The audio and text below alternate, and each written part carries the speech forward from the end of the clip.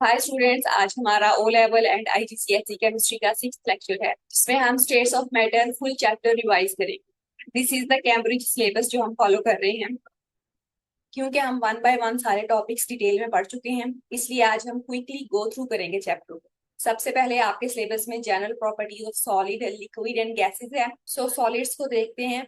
Solids have definite shape and there volume is fix and they cannot flow and they are not compressible.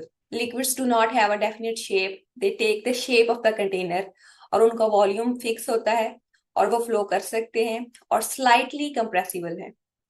Gases को अगर हम देखें तो उनकी कोई डेफिनेट शेप नहीं होती, वॉल्यूम भी फिक्स नहीं होता एंड दे स्प्रेड एवरीवेयर और ये हाईली कंप्रेसिबल होती हैं। Let's see the separation, arrangement and motion of particles of solid, liquid and gases in terms of kinetic particle theory.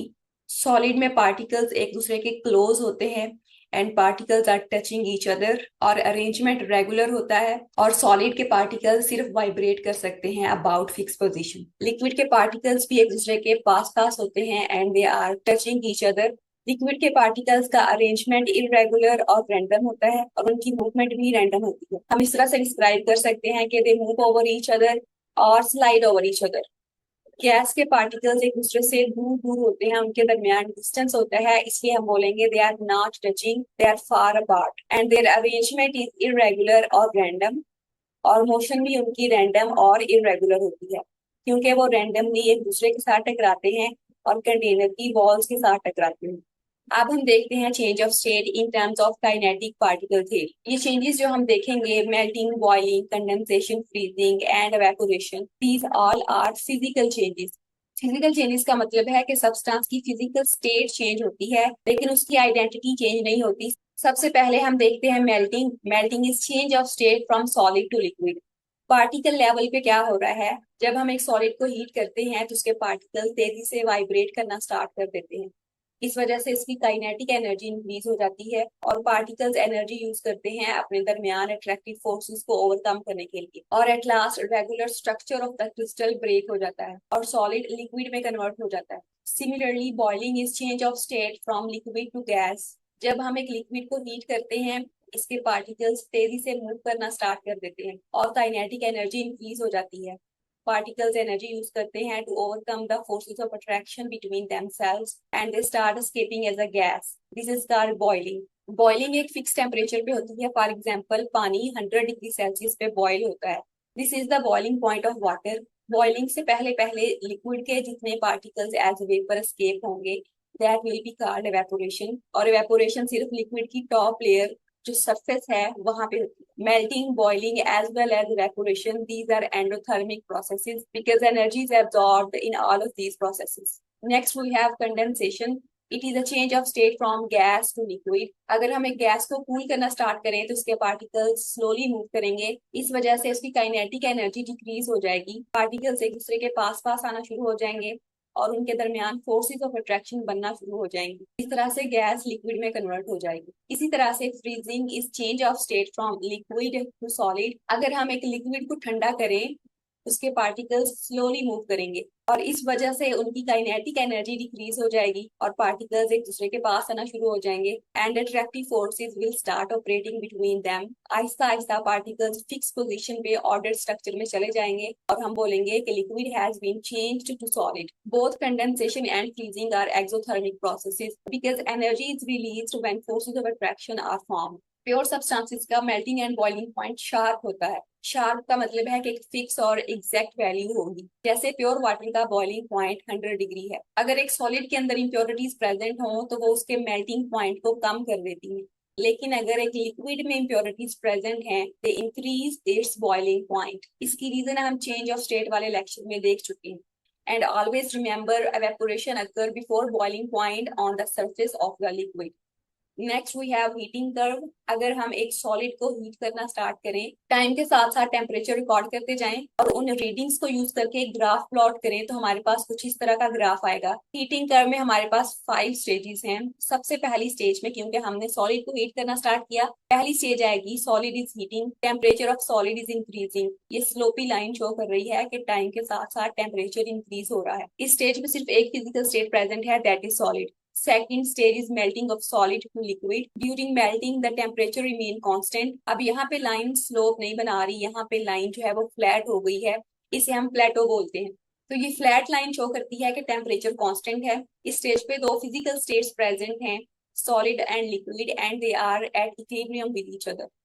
जब सारा सॉलिड मेल्ट हो जाएगा, टेम्परेचर फिर इंक्रीज होना स्टार्ट हो जाएगा। This slope shows that temperature is increasing. तो हमारे पास स्टार्ट हो जाएगी third stage, that is liquid heating, and only one physical state is present at this stage, that is liquid. Fourth stage पे liquid will start boiling and temperature will remain constant during boiling. The flat line shows that temperature is constant, और दो physical states present होंगी, liquid and gas.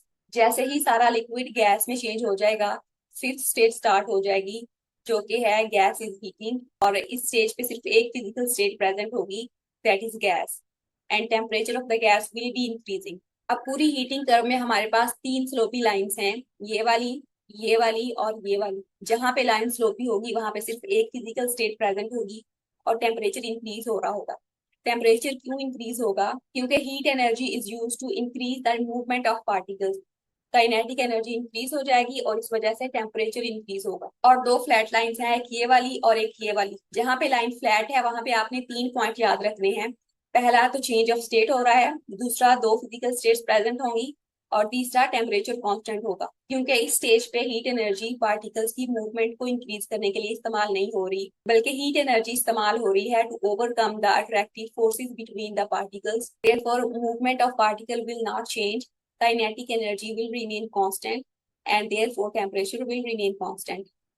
Next we have cooling curve. अगर हम एक gas लें और उसको ठंडा करना स्टार्ट करें और टाइम और टेम्परेचर की रीडिंग्स रिकॉर्ड करें और उनको लेके एक ग्राफ प्लॉट कर लें, तो हमारे पास कुछ इस तरह का ग्राफ आएगा। इसकी भी 5 स्टेजेस हैं। सबसे पहली स्टेज पे देखें तो हमारे पास स्लोपी लाइन है, only gas phase is present and gas is cooling, temperature is decreasing. Second stage पे gas is converting to liquid. Temperature will remain constant during this stage and two physical states will present. Third stage पे liquid is cooling, therefore temperature will decrease and only one physical state will be present, that is liquid. Fourth stage पे liquid is freezing to solid, two physical states will present and temperature will remain constant. Fifth stage पे liquid solid में convert हो चुका होगा and solid will cool further. इस वजह से temperature will decrease and only one physical state will present, that is solid. Cooling curve में भी हमारे पास तीन स्लोपी लाइंस हैं, एक ये वाली और ये वाली। स्लोपी लाइंस में आपने दो पॉइंट ध्यान में रखने हैं कि सिर्फ एक फिजिकल स्टेट प्रेजेंट है और उसका टेम्परेचर डिक्रीज हो रहा है। टेम्परेचर क्यों डिक्रीज हो रहा है? Because movement of particles decreases due to removal of heat energy. इस वजह से काइनेटिक एनर्जी डिक्रीज होगी और टेम्परेचर इन स्टेजेस पे डिक्रीज होगा। और दो फ्लैट लाइंस हैं, एक ये वाली और एक ये वाली। These are called plateaus. यहाँ पे आपने तीन पॉइंट माइंड में रखने हैं कि चेंज ऑफ स्टेट हो रही है, दो फिजिकल स्टेट प्रेजेंट होंगी और टेम्परेचर विल बी कांस्टेंट। इन स्टेजेस पे टेम्परेचर कांस्टेंट इस वजह से है क्योंकि attractive forces between the particles are forming और ऑपरेटिंग। पार्टिकल्स की मूवमेंट पे कोई असर नहीं पड़ रहा, काइनेटिक एनर्जी कांस्टेंट है, इसलिए टेम्परेचर भी कांस्टेंट रहेगा।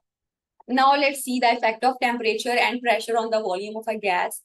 Temperature और वॉल्यूम का डायरेक्ट रिलेशन है। अगर हम टेम्परेचर इंक्रीज करेंगे तो volume of the gas will also increase. अगर हम टेम्परेचर डिक्रीज करेंगे तो गैस का वॉल्यूम भी डिक्रीज हो जाएगा। पार्टिकल रीजन क्या है इसके पीछे? When we increase temperature, particles movement increases, therefore the kinetic energy increases. और पार्टिकल्स के दरमियान जो डिस्टेंस है वो इंक्रीज हो जाता है, जिसकी वजह से particles occupy more space and therefore volume increases. Pressure का इफेक्ट अगर हम देखें तो pressure is inversely proportional to volume. अगर हम प्रेशर इंक्रीज करते हैं तो गैस का वॉल्यूम डिक्रीज हो जाता है, अगर हम प्रेशर डिक्रीज करते हैं तो गैस का वॉल्यूम इंक्रीज हो जाता है। रीजन इसकी ये है कि gas particles have empty spaces between them. When pressure increases, particles move closer to each other and occupy less space, and therefore their volume decreases. Next, we have diffusion, and it is the spreading and mixing of particles due to their random movement. And particles will always diffuse from higher concentration to lower concentration. Rate of diffusion in gases is the highest. Liquid में उससे कम होता है और solid में सबसे कम, ना होने के बराबर। बल्कि हम कहते हैं कि solids में diffusion नहीं होती। पहला फैक्टर जो डिफ्यूजन को अफेक्ट करता है that is relative molecular mass. अगर relative molecular mass high होगा, particles will be heavier and therefore they will move slowly and rate of diffusion will decrease. अगर relative molecular mass low है, particles will be lighter and they will move faster, therefore the rate will increase. Let's see the second factor. If we increase the temperature, the rate of diffusion will increase. क्योंकि जब temperature high होगा, kinetic energy will increase, particles will move faster, therefore the rate will increase. और जब temperature low होगा, kinetic energy will decrease, particles will move slower and rate will decrease. Okay बच्चों, this is the summary sheet of first chapter states of matter. अगर आप ये sheet और lecture notes PDF form में download करना चाहते हो तो आप मुझे फेसबुक या इंस्टाग्राम पे फॉलो कर सकते हो या कांटेक्ट कर सकते हो। वहां पे मैं हर लेक्चर का पीडीएफ लिंक शेयर करती हूँ, तो आप उन्हें फ्रीली डाउनलोड कर सकते हो। आज हमारा फर्स्ट चैप्टर कंप्लीट हो चुका है। नेक्स्ट लेसन में हम स्टार्ट करेंगे सेकेंड चैप्टर और हम पढ़ेंगे elements, compounds and mixtures. See you in the next lesson.